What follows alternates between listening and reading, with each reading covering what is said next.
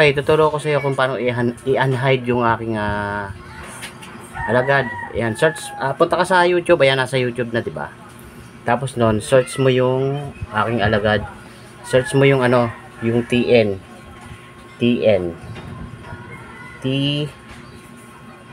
TN. Tapos o kaya ito na lang pala yung ano ko, yung sa Gmail ko. Ito at na lang at Excalibur.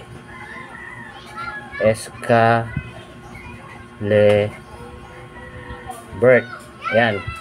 Excalibur 2274. Ayan, lalabas na yung CTN. Ayan si TN, no? Ayan, nakita mo si TN, di ba?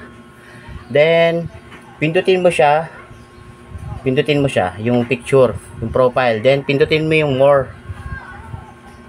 Yung more, teka. Yung more, eto yung more. May makikita kang more, di ba? Ayan, yung more. Pindutin mo.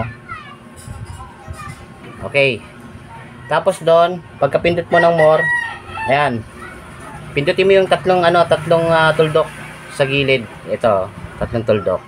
Ayan, may makikita ka, hide user from my palibasa, hindi ko siya hide. Kaya ganyan na. Makikita mo yan nakalagay unhide. Pipindutin mo lang yan. Yan, pipindutin, kunwari, pindutin ko. Yan. Ayun na lalabas. Pag pinindot mo yon, pindutin mo na yung unhide. Okay? Ganun lang kadali. Ganun lang kasimple. Okay? Thank you.